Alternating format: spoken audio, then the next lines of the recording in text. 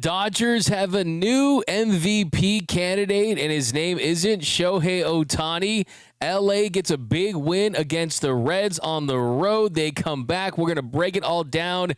And we got some new, fresh Dodgers trade rumors to get into.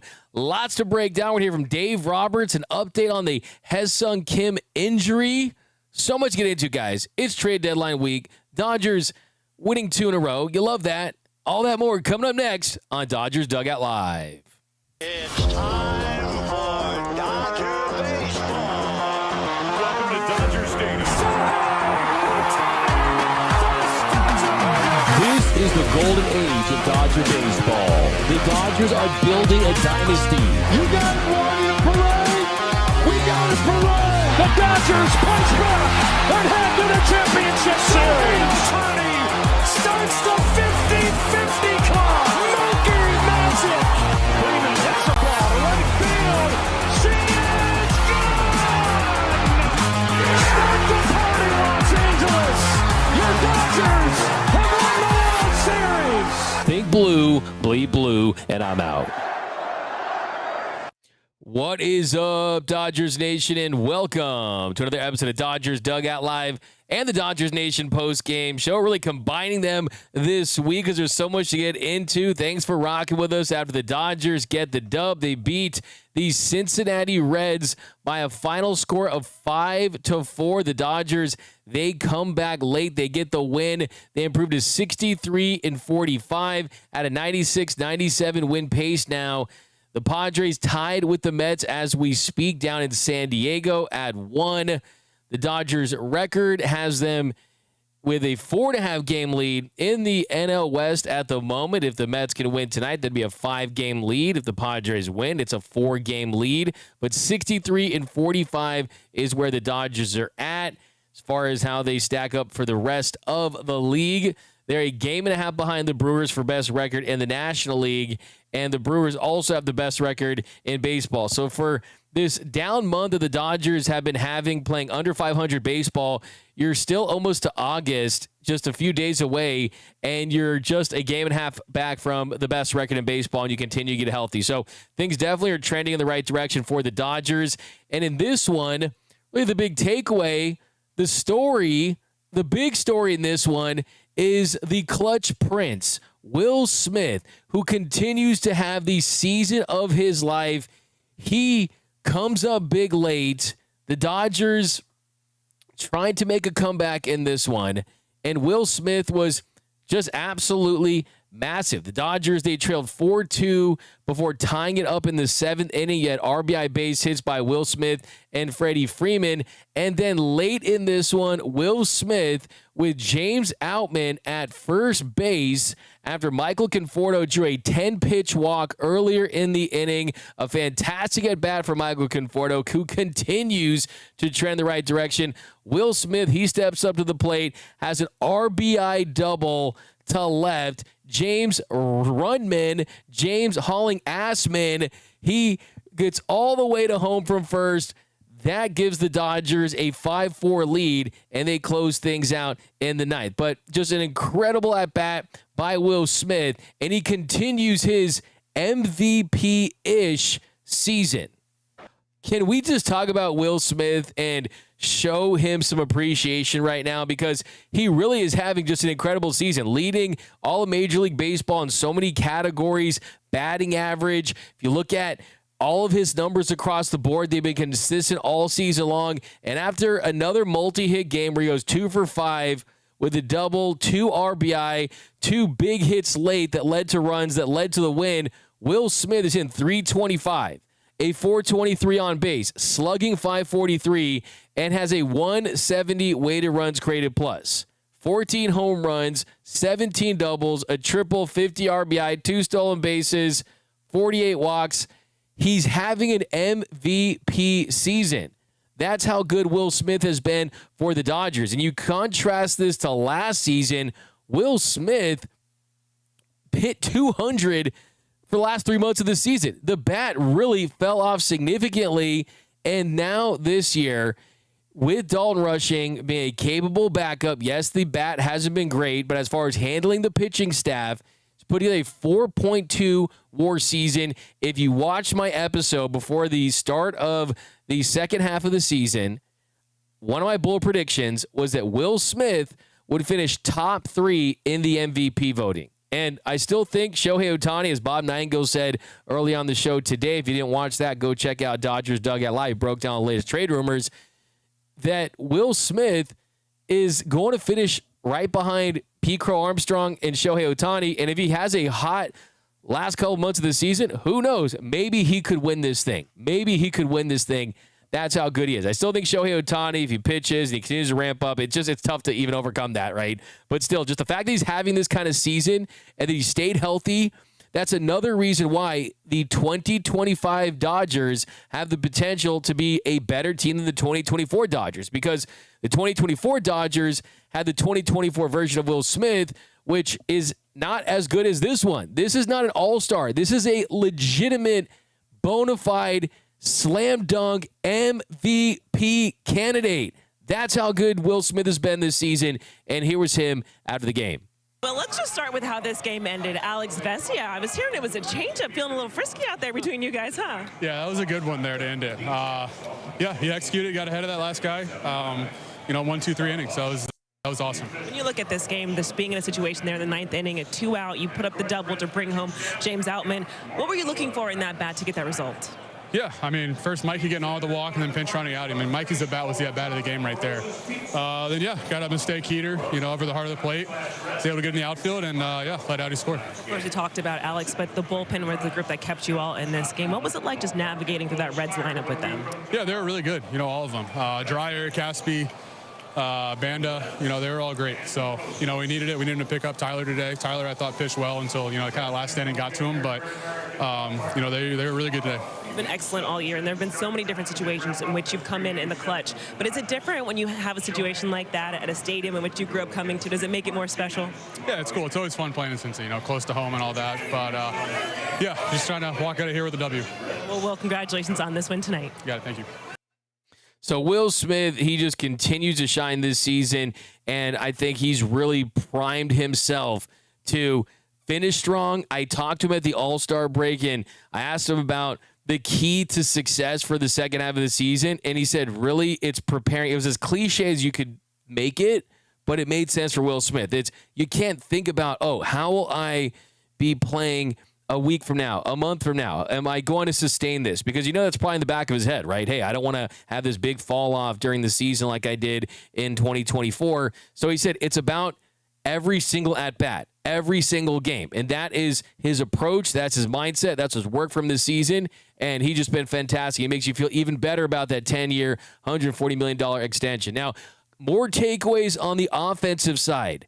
Mookie Betts is starting to look like Mookie Betts. Will the real Mookie Betts please stand up? Well, he's starting to stand up. And he has another multi-hit game, his second night in a row where he's had a multi-hit game, and you're seeing the at-bat just looks so much better. The contact is harder. The top hand is activated, and the timing and the rhythm is just there. You're seeing those classic Mookie Betts hits where he's pulling the ball, and he's just really gotten going this series at Great American Ballpark. Second straight multi-hit game. That's 4 hits in his last 8 at-bats. He scored 4 runs in the first 2 games of this series. So that's one of the reasons why I wanted Mookie Betts at the leadoff spot. That's why I've been pushing for it all season long, because I said, look, you take away the plate appearances from Shohei Ohtani, which is 30, and I'm sure there's going to be games where it's going to come down to a very important inning where you would like to see Mookie Betts pass the baton to Shohei, and maybe he doesn't. Then you're like, it would have been nice to have Shohei at the plate in that situation. But the truth of the matter is a better version of Mookie Betts, a guy that's been closer to what we've seen throughout his career with the Dodgers, is more important than just giving Shohei 30 or 40 extra at-bats. Because the truth of the matter is that Shohei, outside of tonight, he's been great still batting in the 2-hole. His last 9 games before this, you had an OPS over 1,200, and he's hitting home runs, it feels like, every single game. And tonight, yes, it was not Shohei Ohtani's night. He finished 0 for 4, had 4 strikeouts in this one. Wasn't a big Shohei night. Actually was the 11 strikeouts for Lodolo. I mean, the 13th MLB pitcher to strike out Shohei 3 times in a game. Justin Verlander and Justice Sheffield have done it twice. But it was the first time that Shohei Ohtani had struck out 4 times in consecutive at-bats. You saw him expanding at times, just a little bit in between on stuff. I mean, Shohei, he definitely goes in his slumps. I mean, he chased that slider off the plate there in the 7th inning before Smith and Freeman were able to get their big singles. But look, I mean, Shohei's picked up this team all season long. He's going to go in these occasional slumps because he's up there to do damage, right? He's not up there to be Juan Soto. He's up there to be Shohei Ohtani. And sometimes when you're up there to do damage, well, then you absolutely are going to strike out and you're going to go down swinging occasionally. I think the at-bat was better in the 9th inning where he did line out. He kind of laced that splitter, and then after that, Smith came up and he doubled to left. So still, I think all in all, you're feeling good about that portion of the offense. Mookie Betts getting 2 hits and finding a way to score runs. Also drew a walk. Will Smith going 2 for 5. Freddie Freeman had himself another great night. He goes 3 for 5. Had an RBI. He was one of the Dodgers to get one of those big base hits in the 7th inning to help tie things up. Teo goes 1 for 4. Pies goes 1 for 4. Tommy Edman, he gets the scoring going early in this one. The 2nd inning, after a Freddie Freeman leadoff single that inning, he crushes a 2-run shot. That gave the Dodgers an early 2-0 lead. So I like the balance of this lineup tonight. I really did. And I also like the fact that you're seeing contributions from Michael Conforto still. And I've said this throughout the week. I've said this for a while now. Look, if they were going to move on Michael Conforto, then they would have kind of put the plan in place to do it. Right now, when you're seeing the way that he's performing and that 10-pitch at bat in the 9th inning really was the catalyst for the comeback tonight, Michael Conforto is hitting the ball hard. He is just letting go. I mean, Joe Davis talked about it during the broadcast that he just threw away everything and he just playing. And, he just gave up. And then by giving up, it's just, I'm not over stressing, over analyzing, and that's why I think he's been able to have that success. And then other big takeaways in this one, let's talk about Tyler Glasnow, because Glasnow, since coming back from the IL, he had been just incredible. He just comes off a 12 strikeout performance where he just looked incredible against the Twins, and then since returning from the IL, he had given up just 2 runs in 18 innings with a 1 ERA. Tonight, it wasn't the best innings, but still, I think the stuff still looked really good. I mean, it really did. I mean, he finishes with a line where he went 4 innings, gave up 4 runs on 4 hits, had 3 strikeouts, 5 walks. He did give up a pair of home runs that really hurt. It was the first time in his career where he's allowed 2 home runs off of 2 sliders in a game, where you're really looking for the effectiveness of that pitch, especially when you can throw it like he does. Well, Jake Fraley and Noelvi Marte, they homered off of him. And in those at-bats, I think you just kind of look at the ballpark a little bit. I mean, it's the Great American Small Park for a reason. It was the bottom of the 4th inning. And what really hurts you is the walks, right? He walks Hayes before the home run to Fraley. That tied things up at 2 after the 2-run shot. Couple batters later, the Marte pitch, another slider. He just left it up, belt high, and give Marte credit. He puts a good swing on it. And then it was the bottom of the 5th inning. Just the stuff not looking crisp with the Dodgers down 3-2 at that point. He gives it the leadoff double to Trevino. Then he walks Lux on 4 pitches. Then he walks McClain on 7 pitches. So back-to-back walks after the double. So he gets himself into trouble, and then his night was over. So that was a tough inning for him. Lost command. I think that this is a part of the process of coming back, right? It's just not a linear thing for Tyler Glasnow where it's going to be all roses. You're going to be dominant every start. That's not how this works. Most important thing is that the stuff was playing more. You didn't see a ton of curveball for him in this game like we typically do, and he just did not have the best feel for his stuff. Still, look, he picked the Dodgers up last couple of appearances and starts. The Dodgers, they picked him up tonight offensively, and also it was the young guns out of the pen that really stepped up. Jack Dreyer came in after Tyler Glasnow wasn't able to record it out there in the 5th inning, and he gives him the ball with the bases loaded, and Jack Dreyer, he gives up the ground ball to De La Cruz, and Trevino scored to make it a 4-2 game, and then he gives up the infield single to Hayes, but then did a really nice job after Espinal came in to hit for Fraley, got him to fly to right, and then Ben Spears comes in, he strikes out Steer with the bases loaded. I think that was the most important at-bat of this game. The most important sequence from the pitcher is when Steer just could not touch that four-seamer up in the zone from Ben Spears. So give credit to these young gun Dodgers arms. Where would this team be without Jack Dreyer and Ben Kasparius? Don't call him Ben Asparagus, by the way. I saw that down below. But got to give them a lot of credit. And Tyler Glasnow, I'm sure he was very critical of his start because he can be tough on himself. But he knows that he's capable of pitching better in Cincinnati. He just wasn't his best night on the mound. But here's his reaction to his performance in Cincy. When you look at your outing, just kind of how things started, you were excellent. And then kind of seemed a little later into your outing, things kind of tapered off. What were you feeling, I guess, in this one? Yeah, I felt good early, and then it just kind of lost feel towards the end. I'm not quite sure what it was, just kind of wasn't executing in the zone. Those 2 home runs, is that kind of the execution you're talking about right there? It's just that was missing in those moments? Just, yeah, like very hittable pitches.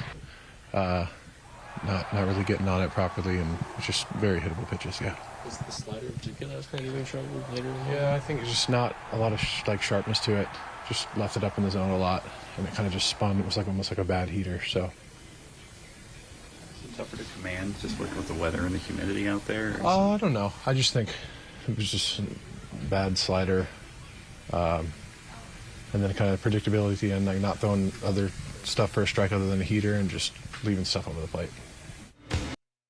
So, yeah, like you said, like I said, I mean, just didn't have the greatest feel for his stuff. You talk to pitchers that pitch in Cincinnati, as it was brought up by the reporter there, the great Jack Harris from the LA Times, that, yeah, the humidity in Cincinnati is a factor as far as just feel, pitch grip, and, yeah, it's not an excuse. It's kind of more of an explanation, but I think it's more of a testament to this bullpen because they definitely stepped up in a big way. We know that he lost command there in that 5th inning, but it didn't derail this team. And I also give credit to Dave Roberts for pulling the plug on Tyler Glasnow when he did, because when he trusts his starter, especially his aces, he can give him some leash there. And it was clear he just did not have the command in that inning, and he wasn't able to go 5 innings. It was the first time that since he left early against the Pirates early this season that he didn't finish 5 innings, and those 5 walks for Glasnow are a season high. But give credit to Jack Dreyer, Ben Kasparius. They escaped that bases loaded jam because they got that dog. And I do want to point out that just for listing out storylines down the stretch, will Ben Kasparius and Jack Dreyer make the postseason roster? That's going to be a competition, right? That's just for everyone. It's going to be a competition for everyone. But you know that those guys, they are going to want to make their case, and every time they get an opportunity like that, bases loaded on the road, you come through, you get some more equity, and you start to climb up that trust tree. And then another big story for me in this one, how about the return, the revenge game for one Mr. Alexis Diaz? He entered the game in the 7th. He was going up against his old team for the first time in his career, and he was able to give this Dodgers team 4 big outs in a really close game. He did not have those dirty innings. He kept those Reds off the bases, and that was huge. It really was. I mean, I think it was a major confidence booster, and I think that if you're the Dodgers, that's the kind of thing that you kind of feel good about for your teammate. You're like, hey, man, those guys didn't believe in you, man. That's the truth. They gave up on him. They gave up on him. But he stepped up, goes an inning in the 3rd. Not big stuff, but very efficient. He didn't get strikeouts, but no walks, no hits. He threw 8 pitches. Threw 8 pitches did Alexis Diaz. And the truth is that that's kind of the version of Alexis Diaz that they're looking for now. A guy that can induce off contact, a guy that can get quick, easy outs. On the Hayes one, just easy out, using that slider for the ground out. Then the 8th inning goes 1, 2, 3, pop to 3rd, line to left by Steer, got Joe to fly to right, just using that four-seamer. Was hitting 95, up to 96, kind of in that range. So thought that was promising. I give Alexis Diaz a lot of love for getting that revenge performance. And he's another guy. Hey, they claimed him off of waivers, so they're responsible for what's left of his contract unless they want to non-tender him. So he's a short-term, long-term project that the Dodgers are invested in. He's not your Lou Trevino, Luis Garcia, hey, just like give us innings and then, hey, we're going to like forget about you. We're going to change the code to the facility so you can't get in Jamal Adams style. No, they have something invested in Alexis Diaz, and a night like tonight I think was massive for his development with his new team. We spent a lot of time in a Reds uniform. Just what was it like for you to return here with the Dodgers and then to also to have an efficient, clean outing? Tuviste mucho tiempo aquí con los rojos. ¿Qué significó para ti pichar bien contra ellos y pichar otra vez en este estadio? La verdad, desde que me llamaron que iba a estar con el equipo, sabía que iba a estar en este road trip, estaba bien emocionado, ¿verdad? Y contento de estar de vuelta para estar en el estadio y la gerencia y el equipo que me dio la oportunidad de jugar Grandes Ligas y eso, en verdad siempre voy a estar agradecido con ellos por la oportunidad y emocionado por volver aquí.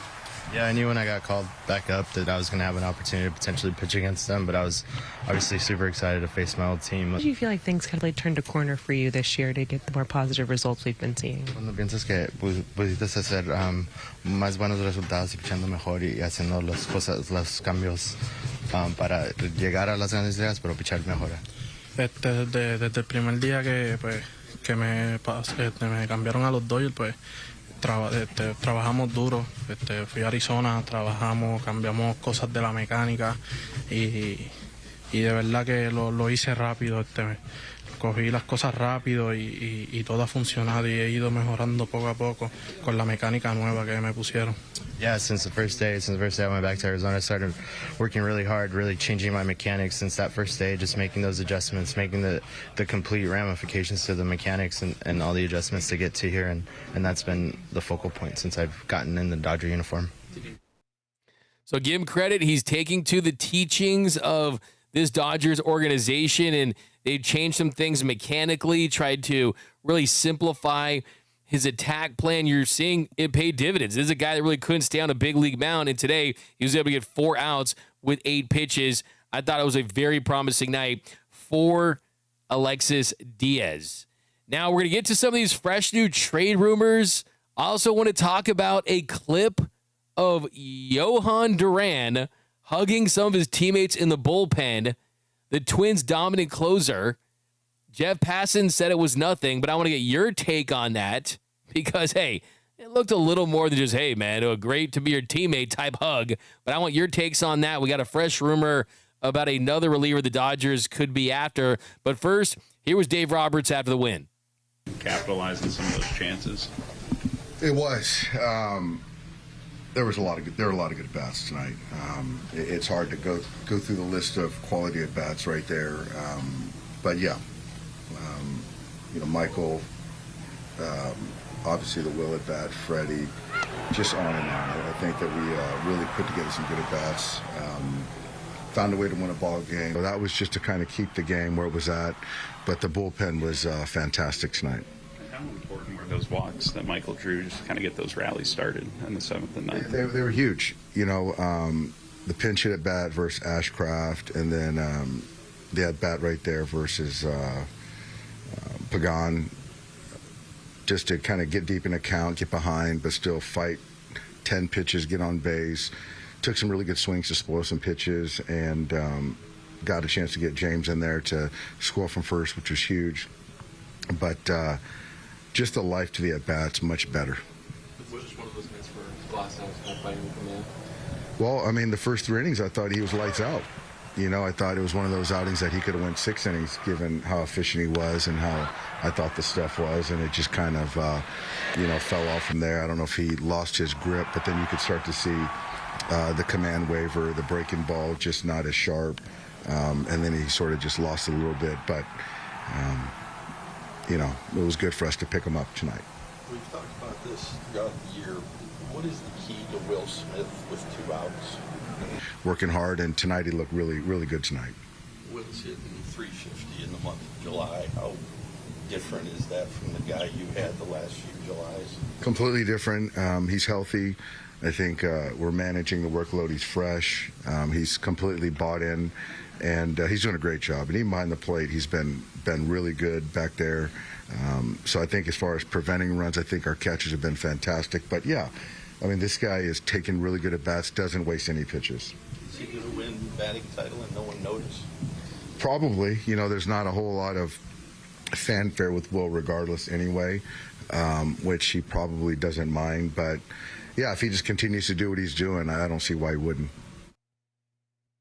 So I love that. He brings with that Tommy Edman double play that he started early in this one. I think that's the defense by Tommy Edman at the hot corner, considering clearly he's dealing a little bit of an ankle injury. Just the way he plays that position, it's just so impressive. And that's why they wanted him so badly, just because he can do things that a lot of players just can't do, and that is plug him into so many different roles, and he doesn't miss a beat. Second inning, you had Tyler Glasnow working around some walks there, and he gets the big double play. Edman made a really nice play, just making really good plays out there all night. And I like this comment here from, we got Julian Anthony 8318. I love that the Dodgers are scrappy, are never out of the game.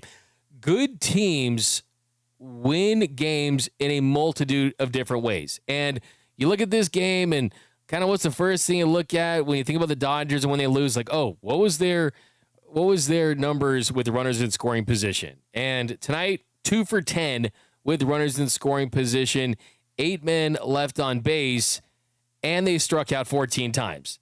If I told you the Dodgers left that number on base, went 2 for 10 with runners in scoring position and struck out 14 times, you probably wouldn't expect them to have 5 runs and win a 5-4 game on the road. But that's what this team did. You're right. It was a scrappy win. It was a gritty win. Credit to the bullpen that really has been really, really good of late. Outside of some blips, they really have been very, very solid. And I think tonight was another example of, hey, Alex Vesia, he can get you big, big saves. He really, really can. He came out in the ninth inning, retired the side in order, and he had a pair of strikeouts, bookend strikeouts. And I love when he struck out Stevenson with that changeup down the zone. He was like, let's go. Like, he's just absolutely insane drinking those Red Bulls. I think Alex Vesia is just electric out there. He's had himself a really, really nice season. So I see Dodger for life, by the way, saying out Tani so far. I mean, do you have the memory of Dory from Finding Nemo? Because he's been dominant over the last 9 games. And look, that's a good thing. I think that when the Dodgers win on games where Shohei Ohtani does not have success, well, it tells you that they're the Dodgers, right? It's a reminder that they're not the Angels, right? And that's why Shohei Ohtani signed with this franchise. So I have no issues with that at all whatsoever. He's going to have down games. We've already discussed that. Now, some news on Hyeseong Kim. Want to get into that before the game. The Dodgers, they placed Hyeseong Kim on the IL with bursitis. They called up Alex Freeland. Dave Roberts said what I predicted on this show with Alex Freeland, and that is that he would play third base. They probably wouldn't throw him into that shortstop spot unless Mookie needed a day off and he could play some second base, potentially wouldn't rule that out. But mainly it's to play third base. And then when Max Muncy's back, which will be either the Tampa Bay series at the end of this week or against the Cardinals next week when they return to Dodger Stadium next Monday. So he's going to get some opportunities to start. We'll see what the bat can do. But the bigger point for me is Hyeseong Kim landing on the 10-day injured list with left shoulder bursitis. It's something that's been ailing him of late, and it's been visible. During his at-bats, he's been grabbing that shoulder. He's been grimacing after swinging and missing on just certain pitches that are out of the zone. When he expands it, it tends to hurt him a little more. So they got Alex Freeland in the mix. It was his first time that he's been on a major league team, so congratulations. You're realizing the dream. You got the cool patch on your jersey, and we'll see you in the lineup tomorrow. But Kim needs either to get fully healthy, get a reset, but it feels like the steam has just been taken a little bit out just because of his recent play and with this recent injury. Because in July, he's hit 193, and the most glaring thing is that 40.7% strikeout rate in these 21 games that he started 15 times. In the last 5 games, Kim has struck out 9 times in his last 13 plate appearances. So either it's the shoulder, either pitchers are adjusting to him. Either way, I definitely am concerned about it because shoulder injuries are tricky. Thankfully, it's the left shoulder. It's the back one, not the front shoulder, which is more important when it comes to your power in your swing.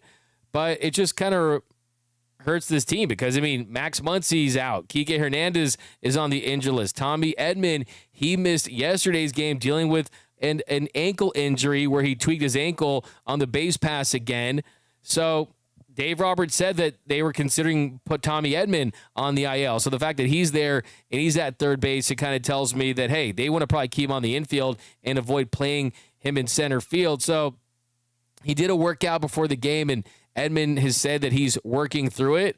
But Hyeseong Kim on the IL, and we'll see if he can get back in the lineup and produce again. I think that this does change the calculus of the postseason roster because anytime you're not playing, you're dealing with an injury, you just can lose your spot. And that's just kind of how it is in Major League Baseball, especially if guys come back and they perform and they make a trade. So we've talked about a lot of the pieces that they're going after. Go back and watch today's episode. We'll talk more about tomorrow. But the fresh rumor is that the Dodgers have shown interest in Pete Fairbanks of the Tampa Bay Rays. And this is not really a shocker at all because they have been interested in Pete Fairbanks for a while now. We know that the Rays are a natural trade partner. That's Andrew Friedman's old stomping grounds where he was the head honcho over there for so many years. And Pete Fairbanks, look, he is a experienced pitcher. He's a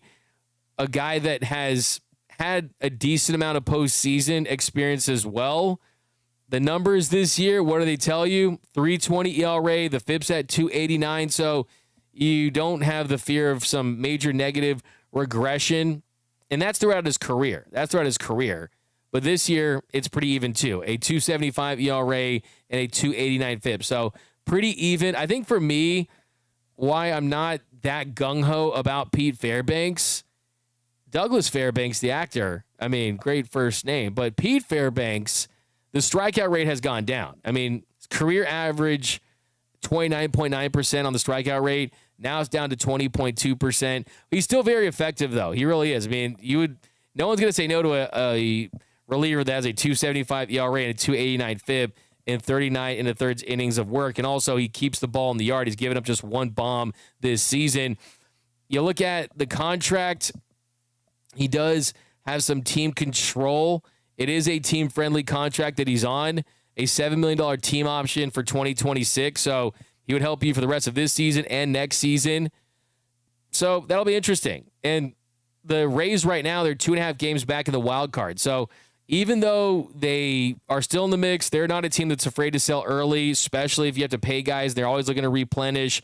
Just earlier this week, they shipped Danny Jansen to the Brewers, and they got Nick Fortes from the Marlins. So they're always kind of wheeling and dealing, even if they are somewhat in contention. So I would put Pete Fairbanks below Duran, below Bednar, below Ryan Helsley, but way above Kenley Jansen. Okay, I just want to put that out there. No disrespect.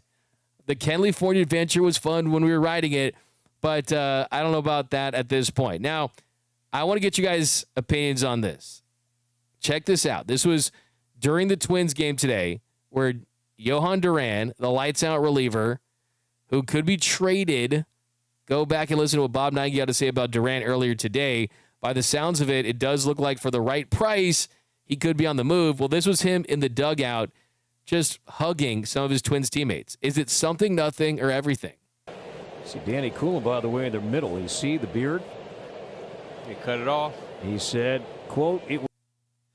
Yeah, I mean, I don't know. Like Jeff Passan. So what Jeff Passan tweeted, he basically shut down any type of oh, this is something that means he's being traded or anything like that. And honestly, like that's most likely what's the case. But like for me, I can't operate like that. I always have to look deeper into things. Jeff Passan did tweet, Johan Duran has not been traded. He was just hugging his bullpen catcher because that's what friends do sometimes. Not been traded yet. Y-E-T. Johan Duran has not been traded yet. Okay? And then also, let's watch this again. See Danny Coulomb, by the way, in the middle. You see the beard? He cut it off. Let's watch this again. See that right there? Let's see it again. Let's see it one more time. Run it back. Hug. Grabbing cheeks. My man's grabbing cheeks. Okay? That's like, hey, that's a one for the road type grab right there. That's a one for the road type grab for Johan Duran. Of course, I'm only playing, but that's my guy. I want Duran. I want Bader. That's my number one move for the Dodgers. That's what I want to see. And back up, I want to see Griffin Jacks. Okay, let's do some comments here. We'll get out of here, guys. Quick post-game show tonight. We'll be back.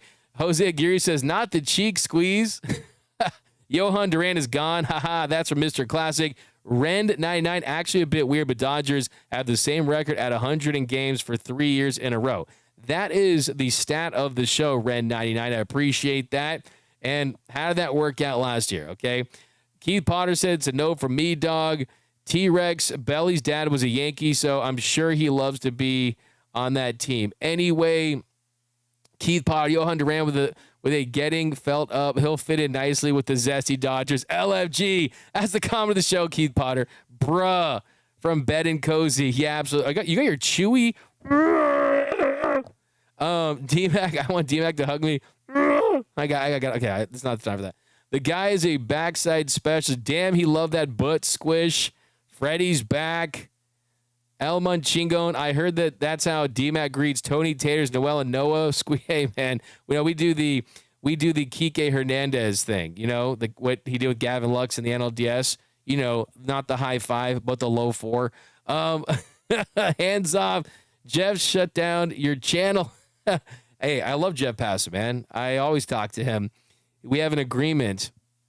I have a running gag with Jeff Passan. Every time I talk to him, he promised me that once we get 1 million subscribers, if you look at all the subscribers total, we're at 200,000. He promised me, shook on it. So when we get to 1 million subscribers, he's going to be on that episode, and he's going to answer every single question about anything I have related to trade rumors, past or present. It's going to be awesome. So we got 800,000 to go.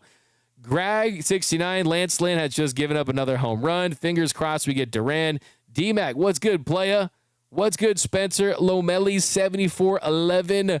Quan would be great. I'd hit the Quan for sure. I mean, the Blue Jays feel like they're heavily in the mix for him. The prospect capital cost would be high for him. We're talking about an all-star that's under multiple years of team control, great defense, one of the strongest arms, if not the strongest arm in baseball. Keektober is coming from Jeremy Buckley. Sword fight. Come on now. D-Mac, we need a popsicle t-shirt. Okay, I'm working on it. I promise you. Thomas Burry, 5680. Really worried about Freeman and Betts. Bat speed. Why are you worried tonight? 3 hits for Freddie. Big clutch hit. He's looked for hit cues that he's found. The front foot is getting down faster, so he's not late on things. And Mookie Betts hitting the ball hard. I've been impressed with Mookie last couple of days, and I feel things starting to turn for Marcus Lynn Betts. Kike saw that clip and triple-fisted some popsicles. Send Dustin May to, okay, Glasnow needs to talk to Bulldog. Hey, by the way, on tomorrow's show of Dodgers Dugout Live, I have the Bulldog, Oral Hershiser, joining us tomorrow. So be on the lookout for that. We got Oral Hershiser, Dodgers Dugout Live. That's going to be exciting. So join us tomorrow for sure. D-Mac, where was Freddie and Mookie's power gone? Please return to Dodger Stadium. Yeah, that's fair. That's fair. Abe's what the?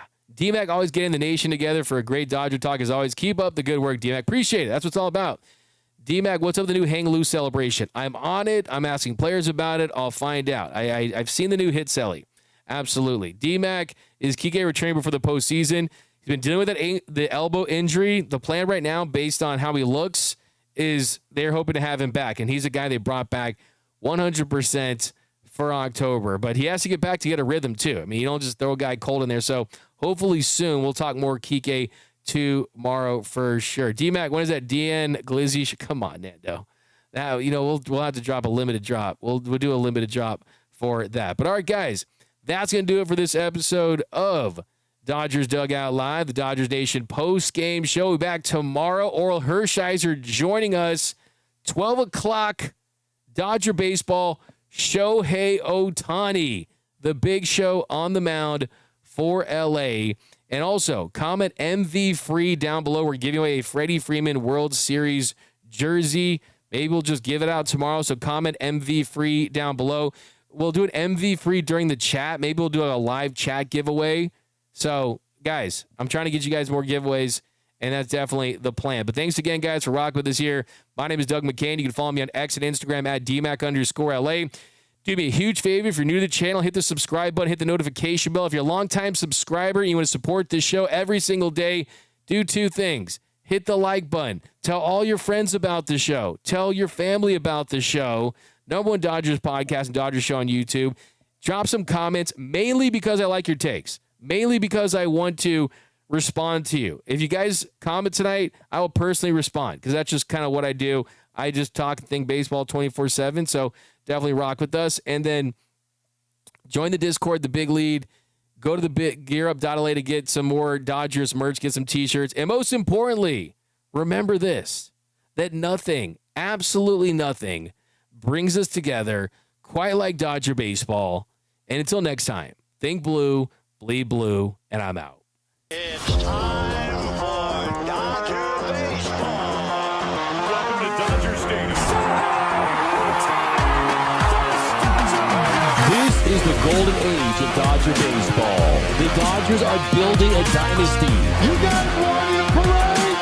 We got it, Parade. The Dodgers punch back and head to the championship series.